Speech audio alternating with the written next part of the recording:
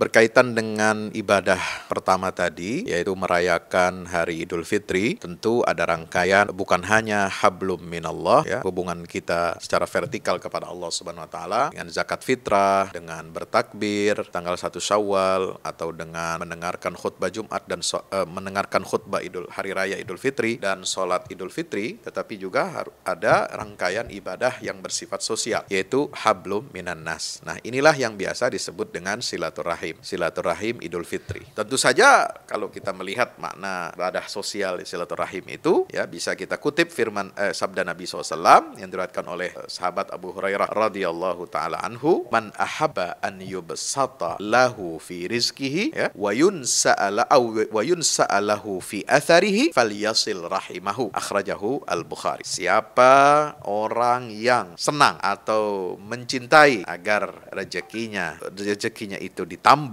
atau dilapangkan oleh Allah Subhanahu wa taala dan usianya, umurnya ditambah, dipanjangkan oleh Allah, hendaklah dia menyambungkan tali rahim. Tali rahim itu apa? Tali silaturahim. Falyasil rahimahu.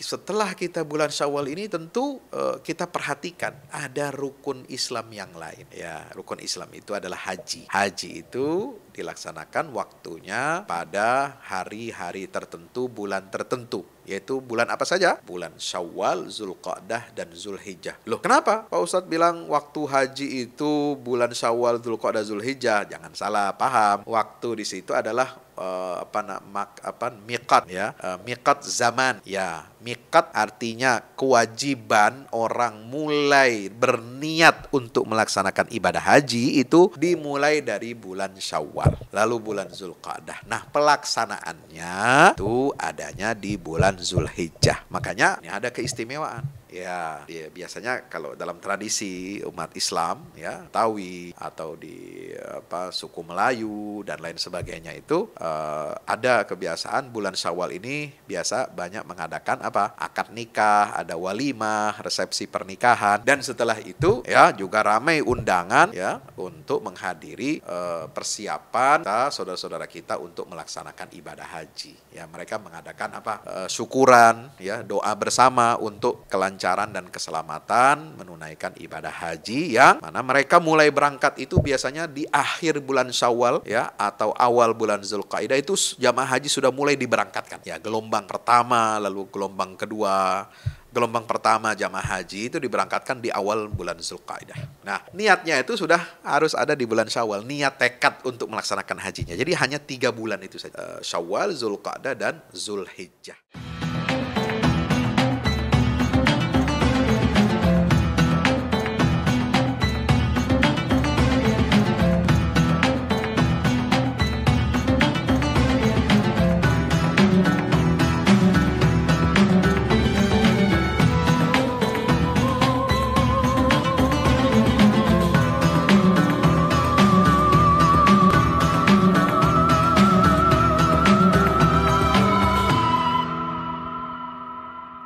Assalamualaikum warahmatullahi wabarakatuh.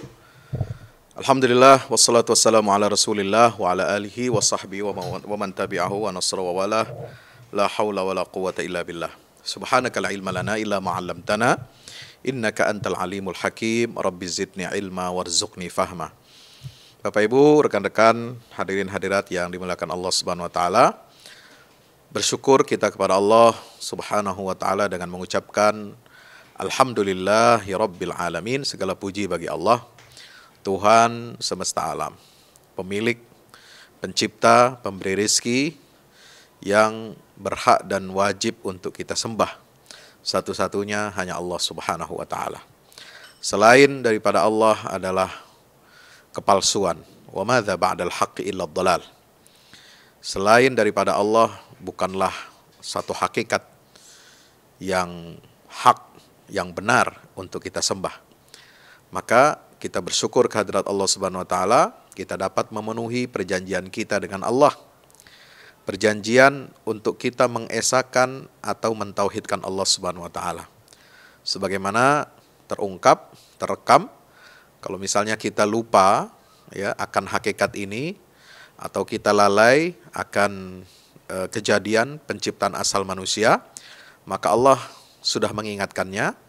Allah sudah merekamnya, Allah sudah memberikan guidance-nya, panduannya di dalam surat Al-A'raf ayat 172. Agar kita selalu mengingat perjanjian kita dengan Allah Subhanahu wa taala, yaitu untuk senantiasa mengesahkan, mentauhidkan dan menyembah Allah taala. Wa idz akhadha rabbuka min bani adama min zuhurihim dzurriyyatahum wa asyhadahum ala anfusihim alastu birabbikum qalu bala. Maka kita tidak henti-hentinya bersyukur kepada Allah, kita selalu diingatkan kepada fitrah kita sebagai makhluk hamba Allah yang bertauhid kepadanya. Kita selalu diingatkan oleh Allah akan nikmat-nikmat yang telah Dia berikan kepada kita semuanya. Maka tidak henti-hentinya lisan kita mengucapkan alhamdulillah tsumma alhamdulillah. Salawat dan salam mari kita sampaikan kepada junjungan kita baginda Nabi besar Muhammad sallallahu alaihi wasallam, karena beliaulah penyelamat umat manusia di akhir zaman. Risalah yang beliau bawa adalah risalah terakhir, adalah wasiat dari Allah Subhanahu wa taala yang harus kita tunaikan bersama-sama untuk menjaga risalah agama yang beliau bawa. Agar apa? Agar kita tidak tersesat dalam kehidupan di dunia sampai di akhirat nanti. Bapak Ibu yang dirahmati Allah, kita sudah memasuki pekan ketiga bulan Syawal ini. Ya, Syawal itu akar katanya berasal dari kata kerja, syala yashulu. Syalatil al-ibil. Syalatil ibil itu artinya unta mengangkat ekornya.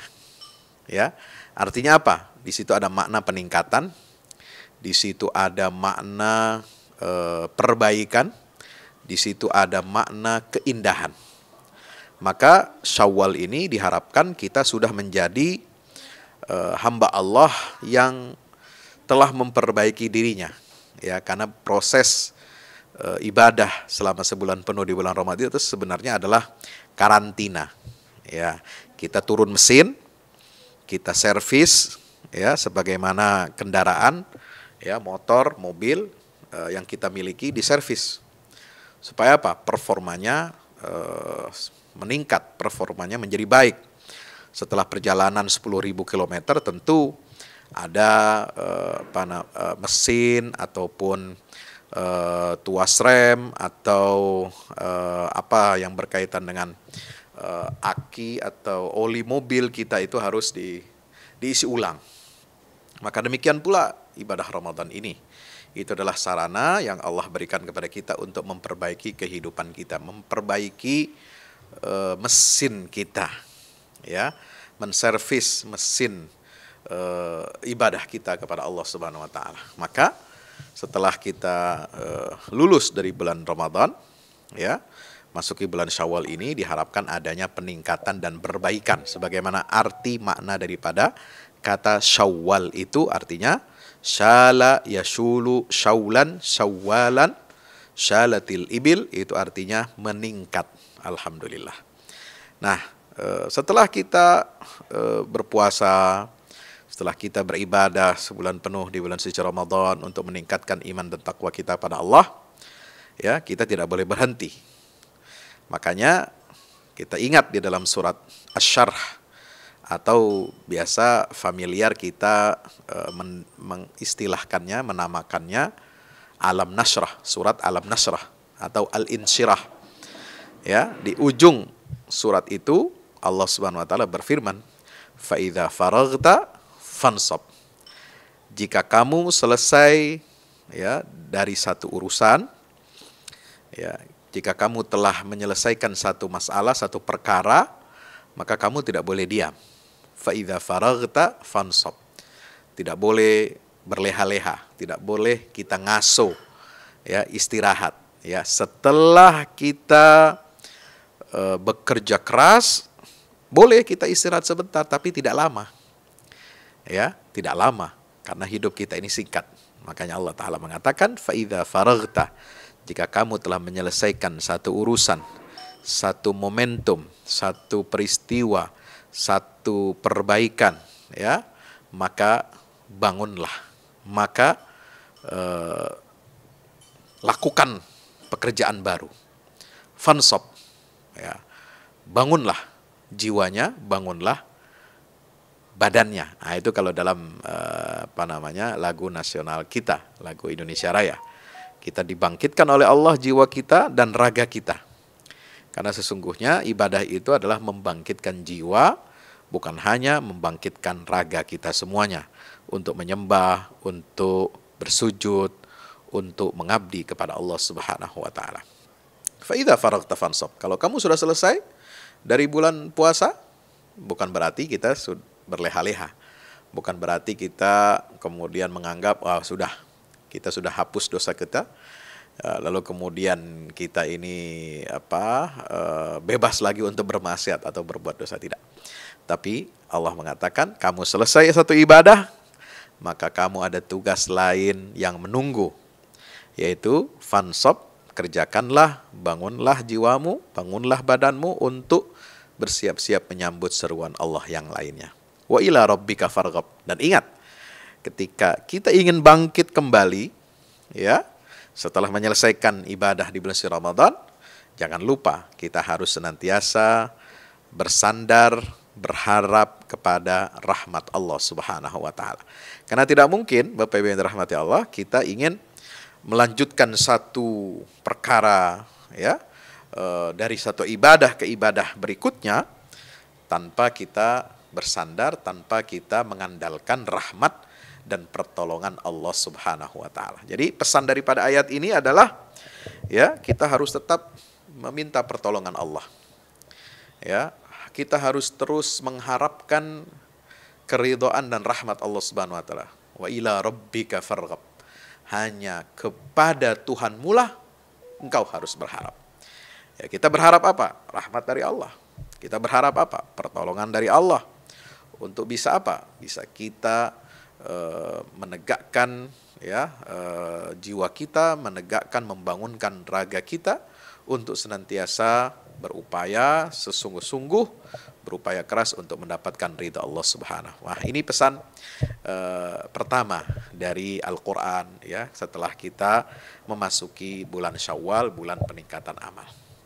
Nah, apa saja Bapak Ibu yang dirahmati Allah ibadah, ya, di bulan Syawal ini? Jadi kalau kita istilahkan, apakah ada ibadah khusus di bulan Syawal? Tidak ada. Ya, yang namanya ibadah itu apakah di bulan Ramadan, apakah di bulan Syawal, apakah di bulan berikutnya atau sebelumnya, itu sebenarnya kita harus menjadi hamba yang robbani. Ya, maka para ulama berpesan, kun robbaniyan wala takun ramadhaniyan. Jadilah kamu hamba yang senantiasa menyembah Allah Subhanahu wa ta'ala, dan jangan kamu menjadi hambanya bulan Ramadan. Artinya menyembah Allah hanya di bulan Ramadan. Enggak. Nah, jadi ibadah kita itu harus sama, tetap seperti bulan-bulan sebelumnya. Ya, seperti di bulan Ramadan, seperti di bulan Rajab, di bulan Sya'ban, ya, di bulan sebelumnya, atau bahkan di bulan setelahnya. Amal kita ini harus senantiasa meningkat untuk mencari keridhaan Allah Subhanahu wa ta'ala. Ya, Bapak Ibu yang dirahmati Allah, maka tetapi meskipun ibadah kita, ya, itu tetap sama atau tidak ada keistimewaan, kekhususan atau ibadah yang dikerjakan di bulan Syawal, tapi tentu saja, ya, kita melihat bahwa ada amaliyah-amaliyah, amalan-amalan yang memang biasanya, ya, itu dijalani oleh Rasulullah SAW tentu di bulan Syawal. Amaliyah apa yang pertama? Ya, tentu saja kita merayakan Idul Fitri, karena Idul Fitri itu nggak mungkin 30 Ramadan atau 29 Ramadan, nggak mungkin. Idul Fitri itu pasti tanggalnya harus 1 Syawal. Maka itu adalah ibadah yang pasti dilalui oleh setiap muslim di bulan Syawal. Ini ibadah yang pertama. Ya, artinya merayakan hari kembalinya kita berbuka puasa. Ya, atau yang makna kedua, merayakan harinya kembali kita kepada fitrah Allah Subhanahu wa ta'ala. Nah, perayaan itu adalah ibadah. Ya, ada di situ amaliyah apa? Takbir, ya, bertakbir, ya, istilah kita takbiran. Ada di situ amalia apa? Zakat fitrah sebelum khatib ya naik mimbar untuk menyampaikan khutbahnya. Ya, ada di situ sholat hari raya. Nah, ini semua aktivitas ibadah.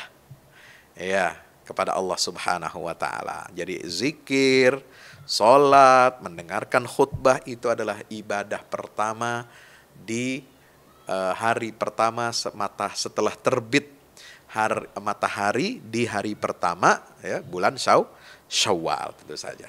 Nah, Bapak Ibu yang dirahmati Allah, kita nampaknya break sejenak dulu ya untuk azan zuhur karena memang sudah masuk waktunya.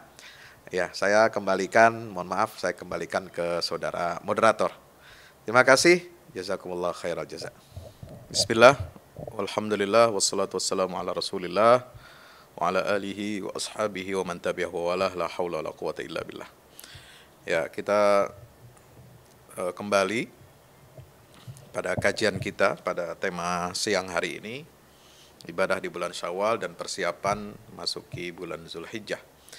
Ya, Bapak Ibu yang dirahmati Allah, tentu saja berkaitan dengan ibadah pertama tadi, yaitu merayakan hari Idul Fitri, tentu ada rangkaian bukan hanya hablum minallah, ya, hubungan kita secara vertikal kepada Allah Subhanahu wa taala dengan zakat fitrah, dengan bertakbir tanggal 1 Syawal, atau dengan mendengarkan khutbah Jumat dan mendengarkan khutbah hari raya Idul Fitri dan sholat Idul Fitri, tetapi juga ada rangkaian ibadah yang bersifat sosial, yaitu hablum minan nas. Nah, inilah yang biasa disebut dengan silaturahim. Silaturahim Idul Fitri. Silaturahim Idul Fitri ini sangat spesial. Sebenarnya spesialnya bukan terletak pada kita bersalam-salaman, kita cipika-cipiki begitu ya. Bukan pada istilahnya kita datang ke rumah tetangga, sahabat, kerabat, keluarga untuk mencicipi makanan. Ya, makanan apakah makan berat atau makanan ringan ya, kue-kue kering gitu ya. Tidak. Yang istimewa dalam silaturahim Idul Fitri itu adalah doa.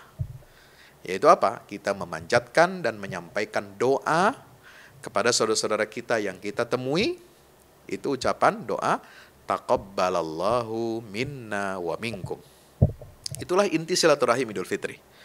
Kalau silaturahim di luar bulan Syawal, di luar Idul Fitri, itu nggak ada doa seperti ini. Ya, ini spesial silaturahim yang bukan hanya sekedar ketemu, ketawa-ketawa, ya jumpa keluarga, jumpa kerabat, tidak. Tapi kita bersalaman, bersilaturahim itu adalah untuk menyampaikan doa. Doa harapan semoga Allah menerima amal ibadah di bulan Ramadan dari kami dan dari Anda semuanya atau kalian semua. Ya, jadi ini silaturahim yang spesial, yang khusus ya untuk kita saling mendoakan. Ini tolong digarisbawahi. Ya, kalau di luar silaturahim Idul Fitri, di luar bulan Syawal tidak ada. Ya, kita mendoakan ini taqabbalallahu minna wa minkum, enggak ada. Anda mau cari referensinya, enggak ada. Hanya ada dicontohkan oleh baginda Rasulullah SAW, yaitu dengan ucapan doa taqabbalallahu minna minkum pada silaturahim di hari Idul Fitri, terutama setelah sholat dan khutbah Idul Fitri itu ya. Ini yang langsung dicontohkan Rasulullah. Ataupun ketika misalnya kita tidak bertemu, tidak berjumpa dengan sahabat atau kerabat kita atau teman kita, tidak dalam satu lapangan, tidak dalam satu masjid dalam sholat Idul Fitri, tetap kita ketika berkunjung ke rumahnya atau bertemu di jalan atau misalnya terhalang oleh jarak ya, bisa dengan telepon atau bisa dengan video call, itu adalah ucapan doa ini, taqabbalallahu minna wa minkum taqabbal ya karim. Ini saling mendoakan, luar biasa. Kenapa? Jadi kita merayakan hari itu adalah seraya terus mengingat kita supaya ibadah kita ini diterima oleh Allah Subhanahu wa taala. Ini istimewanya, ya. Jadi itu permohonan yang khusus pada silaturahim Idul Fitri kepada Allah Subhanahu wa taala. Tentu saja kalau kita melihat makna ibadah sosial silaturahim itu, ya bisa kita kutip firman sabda Nabi SAW yang diriwayatkan oleh sahabat Abu Hurairah radhiyallahu taala anhu, man ahabba an yubsata lahu fi rizkihi, ya, wa yunsa'alahu fi atharihi falyasil rahimahu, akhrajahu al-Bukhari. Siapa orang yang, ya, senang atau mencintai agar rezekinya itu ditambah atau dilapangkan oleh Allah Subhanahu wa taala, dan usianya, umurnya ditambah, dipanjangkan oleh Allah, hendaklah dia menyambungkan tali rahim. Nah, tali rahim itu apa? Tali silaturahim. Falyasil rahimahu. Ya, karena silaturahim ini itu mengambil nama dari nama Allah Ar-Rahman dan Ar-Rahim. Ya, Allah itu punya sifat rahmah yang diwujudkan dalam dua Asmaul Husna, Ar-Rahman dan Ar-Rahim. Ya, yaitu Maha Pengasih, Maha Penyayang. Dari mana? Allah mengatakan dalam hadis qudsi, aku belah dari namaku Ar-Rahman Ar-Rahim itu dari kata itulah lahir kata Ar-Rahim. Rahim itu adalah tempat, ya, kita selama kurang lebih 9 bulan nempel di dinding rahim ibu kita. Mulai dari alaqah sampai mudghah, sampai ada tulangnya, izoma, ya, sampai berbentuk wujudnya utuh seperti manusia, tetapi bentuknya masih sangat kecil sekali. Nah, itulah namanya rahim, ya, yang ada di perut ibu kita, perut wanita, ya, yang menjadi ibu kandung kita. Nah, dari situlah maka kemudian berkembang makna rahim itu. Silaturahim bukan hanya hubungan antar saudara kandung karena dia diikat oleh kesamaan dia mendapatkan asupan, ya, dari suplai rahim, ya, makanan itu, tapi juga secara umum keluarga besar umat Islam itu kita disebutnya adalah menyambung tali ukhuwah, ya, walaupun kita tidak sekandungan dengan saudara kita yang bukan keluarga kita, ya, itu namanya tali ukhuwah, silaturahim dan silatul ukhuwah. Karena Allah mengatakan innamal mu'minuna ikhwatun dalam salah satu firman-Nya surat Al-Hujurat ayat 10, sesungguhnya orang-orang yang beriman itu semuanya adalah bersaudara. Nah, inilah yang harus kita terus eratkan, ya.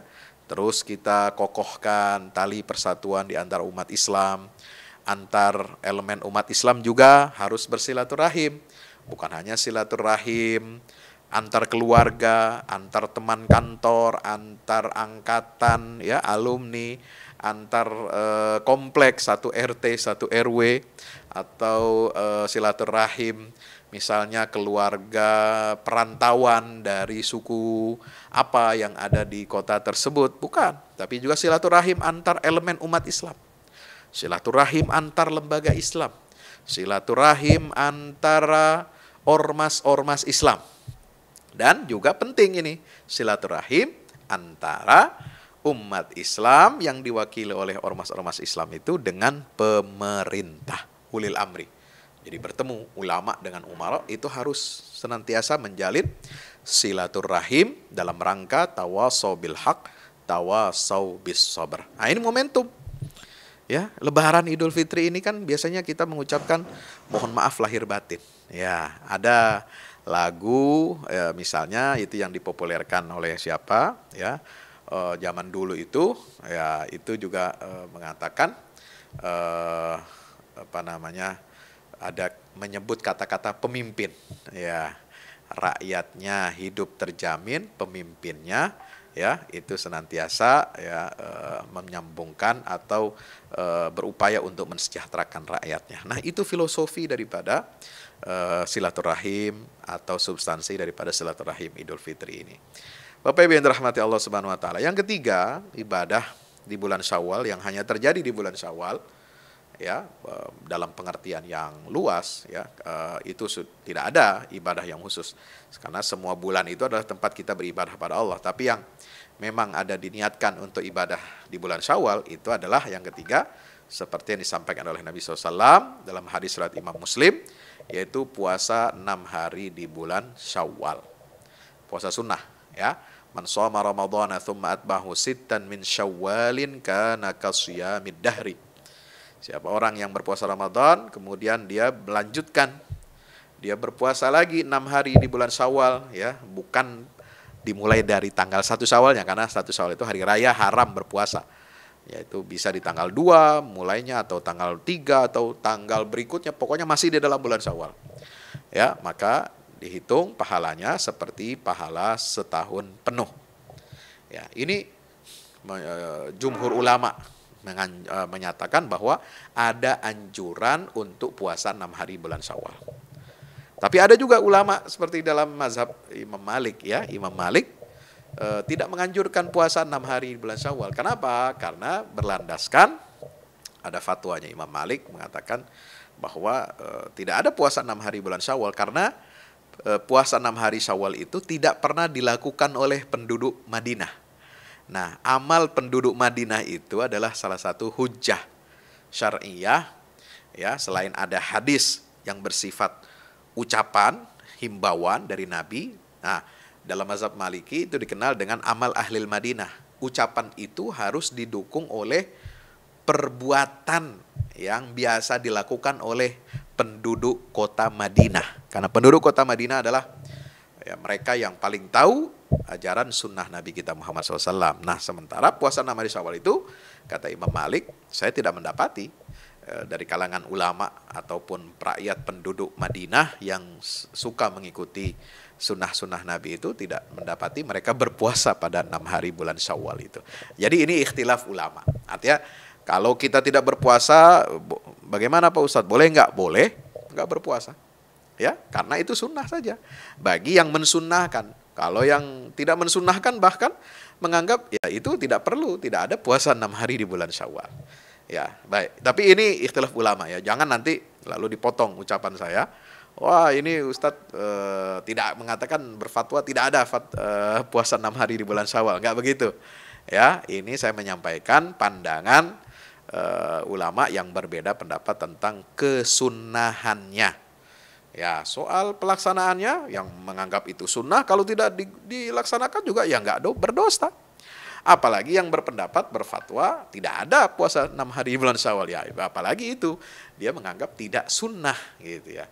Nah, tidak perlu untuk dikerjakan, tidak disunnahkan. Nah, Bapak yang dirahmati Allah, berikutnya adalah, ya, amalan yang biasa, yang khususnya kalau yang lain-lain itu sudah pasti harus kita jaga, harus kita laksanakan ibadah dalam konteks yang umum, seperti sholat 5 waktu tentu wajib kita jaga. Amalan sunnah, sholat tahajud sebagai pengganti daripada atau meneruskan kebiasaan kita sholat qiyamul lail yang namanya tarawih di bulan Ramadan, itu di bulan apa saja bisa dilakukan. Kemudian kita puasa Senin Kamis, nah itu lumrah. Kapan saja, di bulan apa saja, ada juga puasa sunnahnya itu di bulan apa saja, itu puasa Senin Kamis. Puasa Ayyamul Bid itu juga ada di setiap bulan Hijriyah atau bulan Qamariyah. Jadi bukan khusus bulan Syawal. Jadi saya tidak ingin sebutkan itu. Nah, yang menjadi bisa kita tambahkan adalah, ya, amalan yang oleh sebagian ulama dianggap itu adalah contoh bahwa Nabi kebiasaan beliau, salah satu sunnahnya, perbuatan beliau itu adalah menikah di bulan Syawal. Nah, menikah di bulan Syawal ini itu adalah dinilai oleh para ulama itu adalah bagian dari sunnah kebiasaan Nabi SAW. Kenapa? Berdasarkan hadis dari Aisyah radhiyallahu anha, Ummul Mukminin, ya, Ummul Mukminin, ibunda Aisyah, beliau mengatakan, tazawwajani Rasulullah sallallahu alaihi wasallam fi Syawal wa bana biya fi Syawal. ya, Rasulullah telah menikahi saya di bulan Syawal. Ya, akad nikahnya Nabi di bulan Syawal.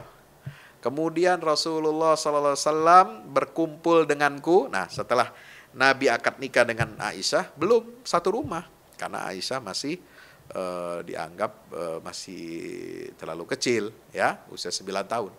Nah, baru kemudian beliau berkumpul dengan Sayyidah Aisyah, ya, itu pada 2 tahun setelahnya, tapi juga di bulan Syawal, di bulan yang sama. Maka itu yang disampaikan oleh Aisyah radhiyallahu. Artinya apa? Ada kelebihan. Kalau kita melihat prakteknya apa yang dilakukan Rasulullah seperti disampaikan oleh Sayyidah Aisyah, tentu ini kan memberikan kesan bahwa bulan Syawal ini adalah bulan Nabi SAW menikahi Aisyah, kemudian membangun rumah tangga dengan Aisyah. Nah, itu diambil kesimpulan oleh para ulama, termasuk diantaranya oleh Imam An-Nawawi, ya, menyatakan bahwa di dalam hadis yang disampaikan oleh Aisyah itu terdapat anjuran untuk menikah dan membangun rumah tangga di bulan Syawal. Ya. Itu yang diambil kesimpulan oleh para ulama, ya. Fa ayyu nisa'i Rasulullah SAW kana ahza indahu minni, ya. Aisyah juga menyampaikan dalam ucapan beliau, siapakah di antara istri-istri beliau itu Rasulullah SAW yang lebih beruntung dari saya. Artinya apa? Setelah bergembira hari Idul Fitri, kemudian bulan Syawal, ya, bulan di mana kita baru selesai melaksanakan ibadah puasa Ramadan. Nah, Aisyah memandang itu adalah satu keberuntungan bahwa Rasulullah menikahi aku di bulan Syawal dan berkumpul bersatu dalam satu rumah tangga, membangun rumah tangga juga di bulan Syawal di tahun atau 2 tahun berikutnya. Jadi ini Aisyah mengambil satu kesimpulan bahwa ini adalah bulan yang istimewa untuk menikah atau dinikahkan, ya. Teman-teman, sahabat-sahabat semua yang dirahmati Allah Subhanahu wa taala. Jadi itu beberapa amalan, ya, yang bisa kita katakan itu adalah khas yang ada di bulan Syawal, ya. Untuk yang lain-lainnya, sunnah-sunnahnya itu sama dengan bulan yang lain di luar bulan Syawal. Nah, Bapak Ibu yang dirahmati Allah, setelah kita bulan Syawal ini tentu kita perhatikan ada rukun Islam yang lain. Ya, rukun Islam itu adalah haji. Haji itu dilaksanakan waktunya pada hari-hari tertentu, bulan tertentu. Yaitu bulan apa saja? Bulan Syawal, Zulqa'dah, dan Zulhijjah. Loh, kenapa? Pak Ustadz bilang waktu haji itu bulan Syawal, Zulqa'dah, Zulhijjah. Jangan salah paham. Waktu di situ adalah miqat, ya, miqat zamani, ya. Miqat artinya kewajiban orang mulai berniat untuk melaksanakan ibadah haji itu dimulai dari bulan Syawal, lalu bulan Zulqa'dah. Nah, pelaksanaannya itu adanya di bulan Zulhijjah. Makanya ini ada keistimewaan, ya. Biasanya kalau dalam tradisi umat Islam, ya, terutama di Betawi atau di suku Melayu dan lain sebagainya itu ada kebiasaan bulan Syawal ini biasa banyak mengadakan akad nikah, ada walimah, resepsi pernikahan, dan setelah itu, ya, juga ramai undangan, ya, untuk menghadiri persiapan kita, saudara-saudara kita untuk melaksanakan ibadah haji. Ya, mereka mengadakan syukuran, ya, doa bersama untuk kelancaran dan keselamatan menunaikan ibadah haji yang mana mereka mulai berangkat itu biasanya di akhir bulan Syawal, ya, atau awal bulan Zulqa'dah itu jamaah haji sudah mulai diberangkatkan. Ya, gelombang pertama, lalu gelombang kedua. Gelombang pertama jamaah haji itu diberangkatkan di awal bulan Zulqa'dah. Nah, niatnya itu sudah harus ada di bulan Syawal, niat tekad untuk melaksanakan hajinya. Jadi hanya 3 bulan itu saja, Syawal, Zulqa'dah, dan Zulhijjah, ya. Bapak Ibu rahmati Allah. Nah, kalau dulu orang berangkat haji kan memang langsung, ya, dibuka pendaftaran bulan Syawal, Itu niatnya. Dulu zaman orang tua saya begitu. Jadi dibuka pendaftaran haji, setoran ONH, ongkos naik haji itu di bulan Syawal, langsung daftar, langsung bayar. Ya, bulan berikutnya bulan Zulqa'dah itu sudah siap untuk berangkat. Ya, nah tapi sekarang kan modelnya sekarang ya Masya Allah ya, daftar haji kapan saja, di bulan apa saja, tapi antriannya ini yang membludak, subhanallah. Ya, ini yang mungkin saya rasa ya ada catatan juga bagi saya, model antrian haji pendaftaran ini kalau bisa tidak seperti 10 tahun belakangan ini. Ini sebenarnya saya tidak setuju karena ini tidak sesuai dengan konsep istita'ah, kemampuan ya. Orang kemampuan itu dia tidak boleh dibuka pendaftaran itu sepanjang tahun sebenarnya. Ya, tetapi karena untuk menampung ya, atau ini adalah kebijakan daripada penyelenggara negara, Kementerian Haji, lalu ada Undang-Undang Haji, ada BPKH, Badan Penyelenggara Keuangan Haji ya, Badan Pengelola Keuangan Haji, mohon maaf, itu adalah badan yang independen ya, dibentuk oleh negara berdasarkan undang-undang haji. Ini mengelola keuangan haji. Ya, kenapa? Karena pada prakteknya memang beberapa atau satu dasawarsa terakhir ini dibuka pendaftaran itu sepanjang tahun orang bisa mendaftar ya dengan bayar DP sekian, lalu mendapatkan nomor antrian kuotanya sesuai dengan kuota setiap tahun. Nah, nanti ketahuan nanti berangkat tahun berapa. Sekarang sudah antriannya sudah mencapai 20 sampai 25 tahun. Masya Allah ya. Nah, kalau saya sih memandang lebih baik ya, pendaftaran haji itu sekarang ditinjau ulang. Artinya perlu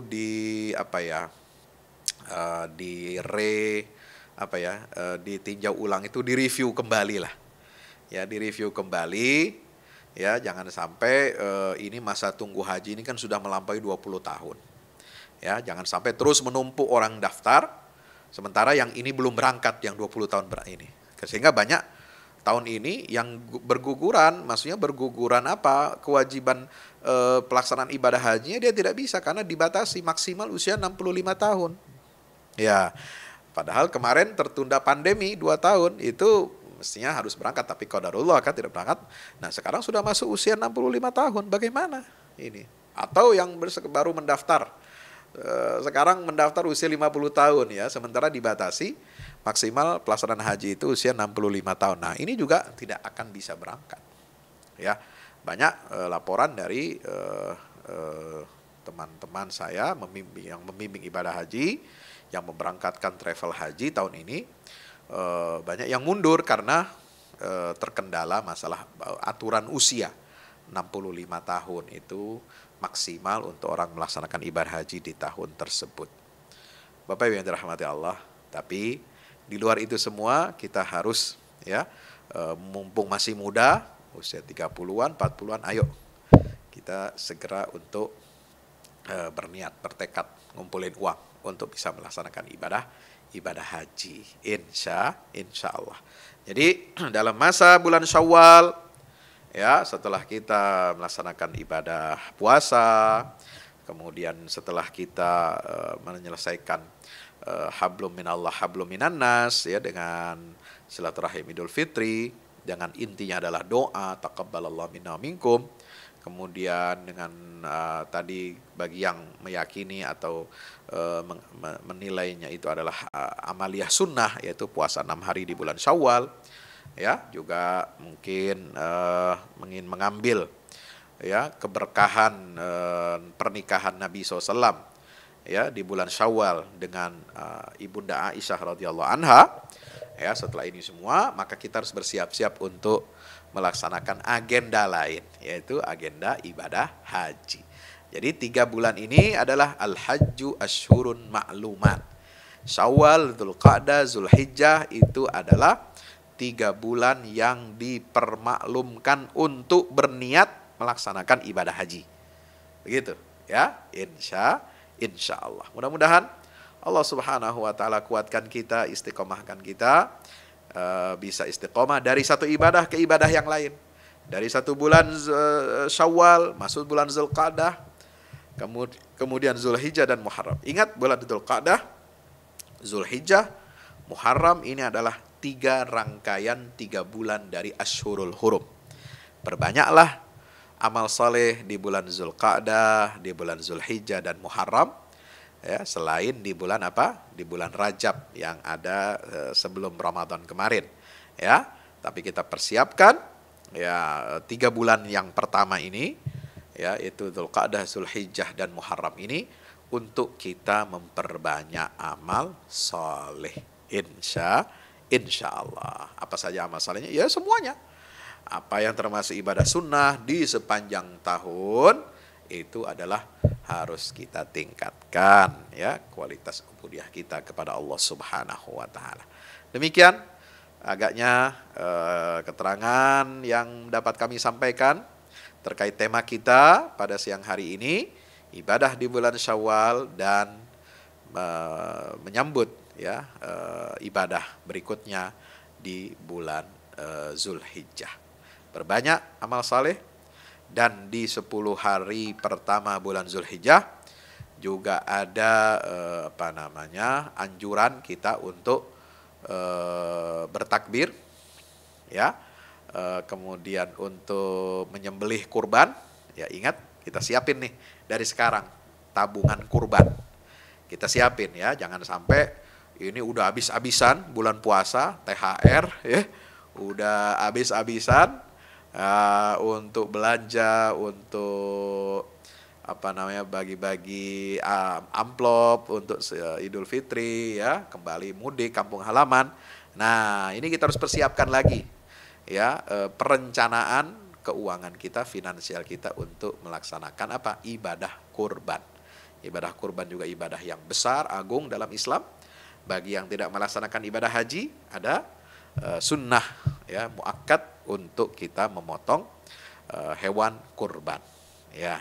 Dan bagi jamaah haji juga sebenarnya ada ya perintah untuk melaksanakan hari nahar itu, menyembelih hewan kurban. Ya, maka itu ayo kita persiapkan dengan baik, ya, tabungan keuangan kita untuk menyiapkan tabungan hewan kurban. Ya, kemudian kita siapkan juga mental kita, spiritual kita untuk menyambut Ashhurul Hurum dengan perbanyak amal saleh.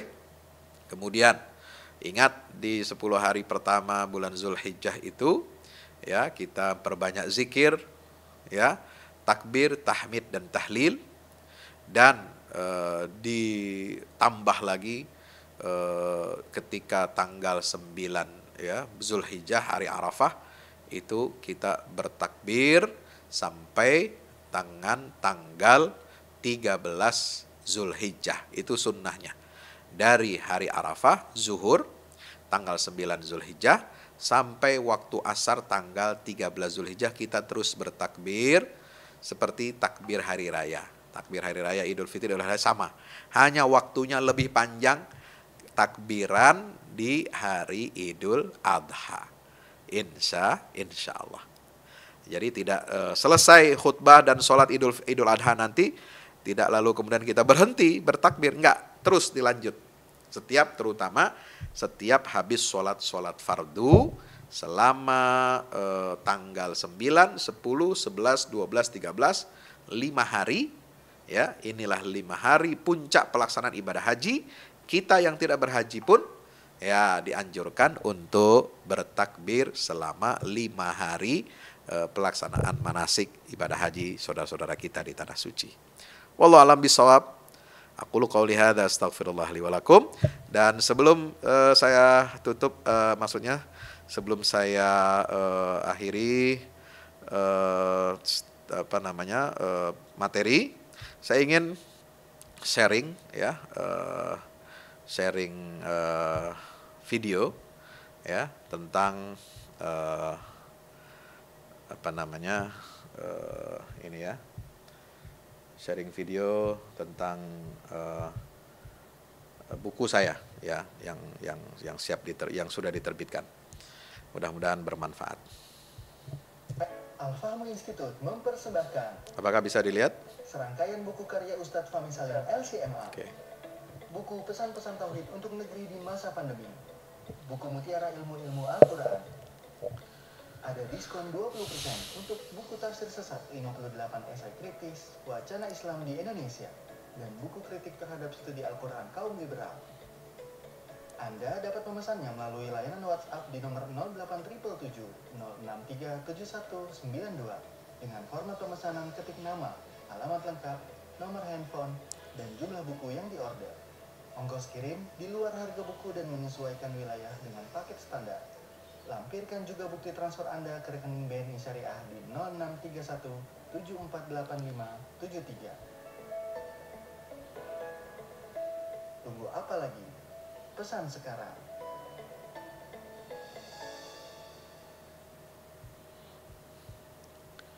Ya, itu tadi sedikit informasi, hanya ada perubahan ya. Buku Tafsir Sesat ini sudah saya cetak revisi, lebih tebal dan harganya berbeda dengan tadi yang di dalam video ya, karena belum ada saya buat video khusus untuk buku yang baru terbit ini. Saya kira itu, nanti kalau ada hal-hal yang ingin ditanyakan silahkan terkait dengan tema kita, dan yang ingin memesan buku juga kami persilahkan. Silakan, saya kembalikan kepada saudara moderator. Ya, terima kasih Mas siapa ini, Ilham ya. Ya, saudara moderator atas pertanyaannya. Jadi kita walaupun kita memiliki masalah ya dengan orang lain, ya sebaiknya kita tetap berdoa sebagaimana doa yang disunnahkan ketika kita di hari raya dan ketika berada di bulan Syawal, yaitu taqabbalallahu minna wa minkum. Ya, itu karena ini memiliki nilai, dan itu doa untuk kebaikan kita ya, supaya Allah menerima semua amal ibadah puasa kita di bulan suci Ramadan. Ya, apakah itu doa itu dipanjatkan kepada saudara kita, orang yang berhubungan baik dengan kita dan selalu berbuat baik ya, selalu berbuat ihsan kepada kita, ataupun kepada orang yang berbuat tidak baik. Ya, kalau mau dikatakan jahat ya silahkanlah, boleh, atau yang berbuat jahat kepada kita. Nah, itu juga tetap dianjurkan meskipun kita memiliki masalah dengan orang lain, tetapi kita dianjurkan untuk tetap berdoa taqabbalallahu minna wa minkum. Soal mendoakan keburukan, yaitu kembali kepada pribadi masing-masing. Ya, hendaknya kita bisa memaafkan orang lain, tetapi memang yang namanya keburukan orang lain itu tidak bisa kita lupakan, tapi memaafkan bisa. Ya, kalau untuk dilupakan saya kira tidak bisa dilupakan, apalagi berkaitan dengan masalah-masalah hal-hal yang sifatnya pribadi ya, kesalahan orang biasa terus kita ingat, tapi ya tidak usah kita ungkapkan kemana-mana ya, tidak usah kita publish ya, cukup kita saja yang mengingat ya, seperti ungkapan memaafkan tetapi kita tidak melupakan. Seperti apa? Kejahatan misalnya rezim apartheid ya di Afrika Selatan misalnya, berpuluhan tahun kan itu terjadi, diskriminasi ras ya, diskriminasi suku, warna kulit, itu dialami oleh orang-orang Afrika Selatan yang berkulit hitam ya. Tetapi Nelson Mandela mengajak warga kulit hitam di Afrika Selatan untuk memaafkan ya, forgive, tetapi bukan untuk melupakan, not forgot ya. Kita tidak melupakan ya, kejadian itu sudah masuk dalam memori sejarah ya, sejarah satu bangsa. Nah, itu sama, ungkapan itu juga berlaku kepada hubungan personal kita, masuk dalam memori sejarah kita bahwa itu kejadian tidak mungkin dilupakan, tetapi kita bisa memaafkan orang. Nah, itu namanya forgiven but not forgot, not forgot ya, dari kita tidak melupakan. Untuk apa? Menjadi ibrah, pelajaran bagi kita semuanya. Jadi saya kira itu. Jadi tetap kita mendoakan orang lain mendoakan kita, kita juga mendoakan agar Allah menerima. Dan itu sebenarnya doa semacam sebuah harapan ya. Taqabbalallahu minna wa minkum salihal amal. Taqabbalallahu minna wa minkum siyam wal qiyam dan seterusnya ya. Semoga Allah menerima amal ibadah puasa kita. Nah, itu kan menunjukkan apa? Menunjukkan kita ini senasib sepenanggungan. Kita ini kan sama-sama berpuasa, sama-sama beribadah Ramadan. Tentunya kita berharap kita saling mendoakan ya kebaikan agar Allah menerima semua amal perbuatan kita. Nah, berkaitan dengan mendamaikan dua pihak atau dua orang Islam yang berseteru atau berkonflik, ya itu ada pahalanya di sisi Allah Subhanahu wa taala. Ya, sebab ada firman Allah yang menyatakan la khaira fi katsiri min najwahum illa man amara bi shadaqatin au ma'rufin au islahim bainan nas. Ya, kita harus ikut mendamaikan di antara orang-orang yang berkonflik. Wa in ta'ifatani minal mu'minina iqtatalu fa aslihu bainahuma. Ya, kalau ada dua kelompok orang Islam, golongan Islam, mereka saling berperang, ya, saling bukan lagi bermasalah secara personal, tapi berperang ini sampai tingkat begitu. Dua golongan orang Islam berperang, ya seperti tawuran lah di kita ya, atau perang betulan nih. Negara Islam berperang melawan negara Islam yang lain misalnya, ya saling membenci dan seterusnya, memboikot dan seterusnya. Maka tugas kita adalah fa'aslihu bainahuma. Ya, damaikanlah di antara kedua golongan tersebut. Itu pahalanya orang yang mendamaikan dua orang atau dua kelompok atau dua negara yang berselisih. Apakah itu perselisihan tentang kedaulatan, perbatasan, atau masalah cekcok, masalah pencurian, pencurian harta kekayaan alam di sebuah negara dilakukan oleh kelompok negara lain misalnya. Nah, itu kan harus diselesaikan dengan arbitrase ya. Bagaimana caranya? Ya, harus mentaati hukum internasional. Nah, itulah caranya. Ya, sama dengan di tingkat yang lebih kecil.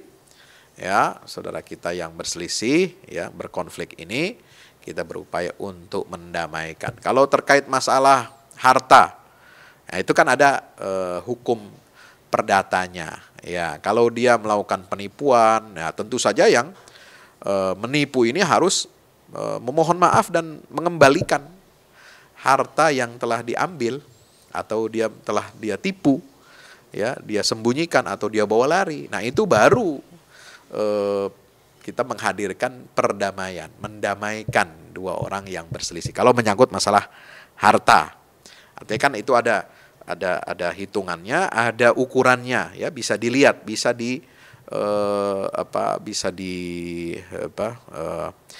betul-betul bisa diselesaikan dengan baik secara hukum, ya, dan beretika. Kalau misalnya berkonflik mengenai masalah harta warisan, ya kembalikan kepada undang-undang hukum Islam. Ya, kalau ada dua anggota keluarga konflik masalah warisan, nah itu harus diselesaikan dengan hukum Islam. Ya, jangan menggunakan akal semata atau hawa nafsunya. Oh enggak, bagian saya kok kenapa lebih dikit, enggak bisa. Kalau sudah sesuai dengan aturan syariat Islam pembagian waris, maka kita harus sami'na wa ta'na. Nggak boleh menuntut lebih, ya nggak boleh juga kita makan hak orang lain yang sudah dibagi sesuai dengan aturan syariat Islam, nggak boleh. Nah, misalnya konflik misalnya antara anak dengan orang tua yang mewakafkan tanah atau mewakafkan apa gitu kepada masjid, kepada yayasan. Nah, ini juga nggak boleh kita mendamaikan lalu kita mendiamkan pelanggaran, itu nggak boleh, ya.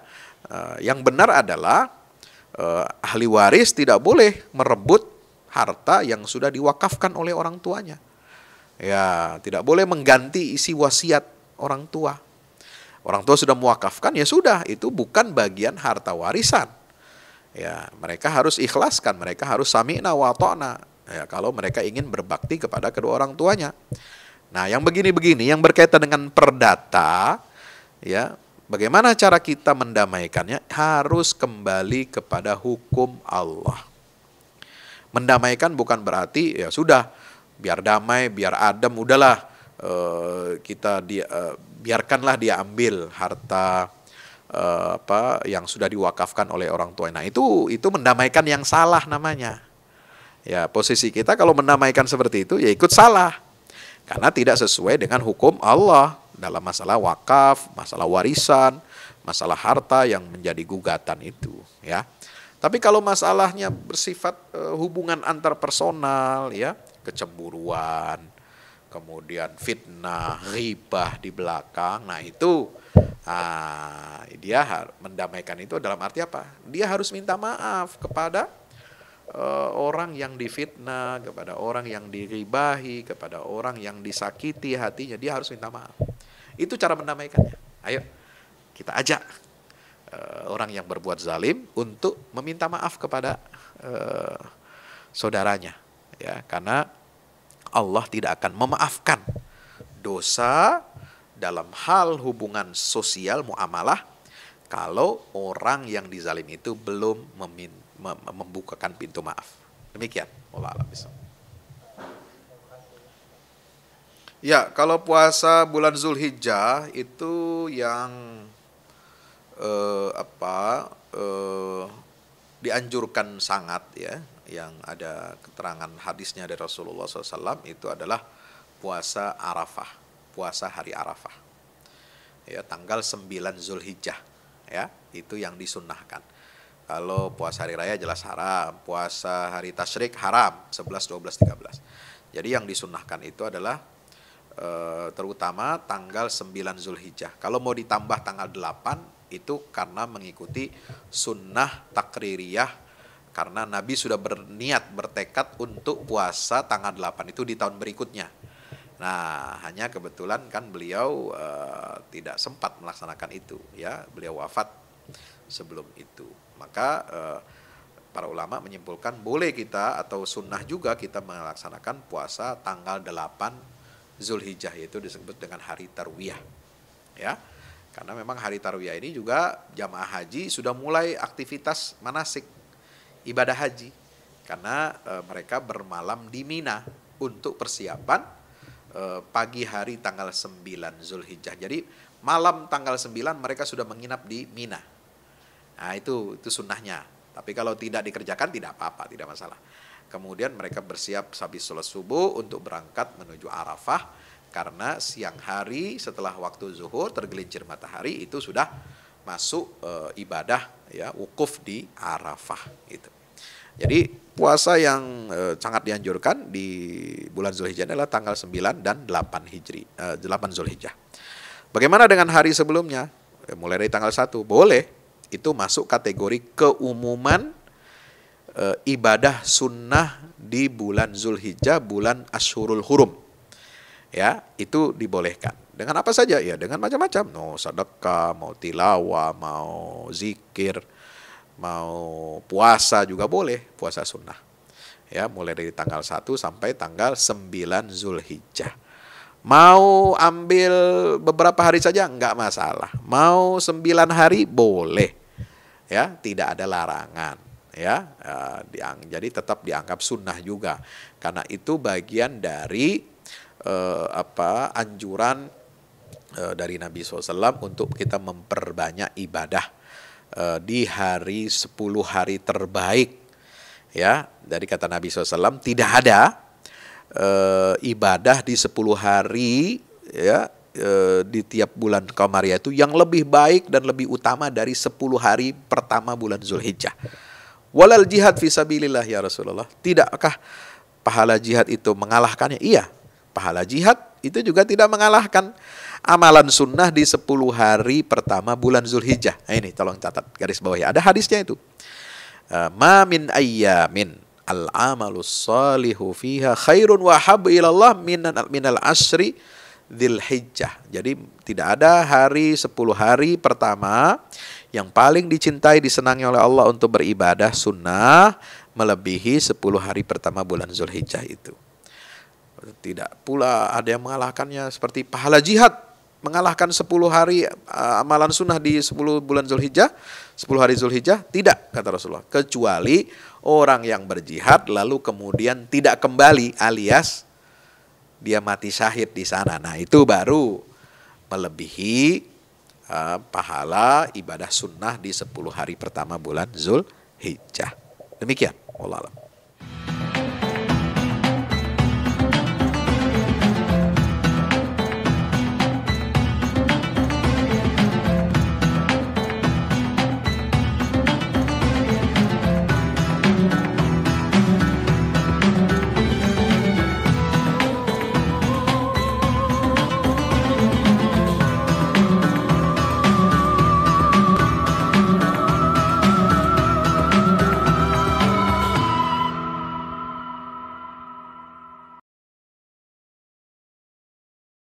Assalamualaikum warahmatullahi wabarakatuh. Alhamdulillah kita udah selesai pengecoran rooftop ya. Itu tangga buat ke bawah. Yang ini di atas buat toren 2 biji. Ini semua udah dikeliling tembok. Ya, ini untuk lantai paling atas buat futsal, buat jemuran, buat tanaman hidroponik juga ntar insya Allah ya. Terus support ya teman-teman. Alhamdulillah terus selesai pengecorannya semuanya ya. Ini progres kita terbaru dan jadi buat olahraga, buat utilities ya, multiguna. Nah, kita turun sini semua. Ini lantai 3. Ini untuk asrama. Ya, untuk kamar-kamar. Untuk kamar-kamar dan nah, di situ musola. Nanti di situ musola, ya. Ini kamar-kamar dan musola buat santri-santri tahfiz kita, insya Allah.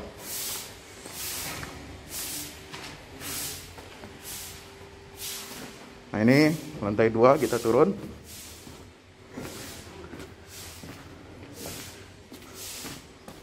Ini untuk kelas-kelas ya. Kelas-kelas tahfidz, kelas-kelas tadabbur. Insya Allah mau udah jadi. Alhamdulillah dengan dukungan antum semua. Nah, tinggal ke bawah di sini buat aula. Aula semua di sini ya.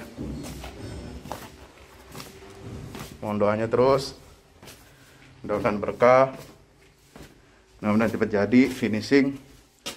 Kira-kira finishingnya ini butuh 1,5 M lagi ya, mudah-mudahan. Al-Fatihah. Al-Fahmu Institute mempersembahkan serangkaian buku karya Ustadz Fahmi Salim LCMA, buku pesan-pesan tauhid untuk negeri di masa pandemi, buku mutiara ilmu-ilmu Al-Quran. Ada diskon 20% untuk buku tafsir sesat 58 esai kritis wacana Islam di Indonesia dan buku kritik terhadap studi Al-Quran kaum liberal. Anda dapat memesannya melalui layanan WhatsApp di nomor 0877 063 7192 dengan format pemesanan ketik nama, alamat lengkap, nomor handphone, dan jumlah buku yang diorder.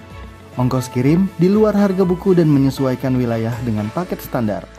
Lampirkan juga bukti transfer Anda ke rekening BNI Syariah di 0631 748573. Tunggu apa lagi? Pesan sekarang.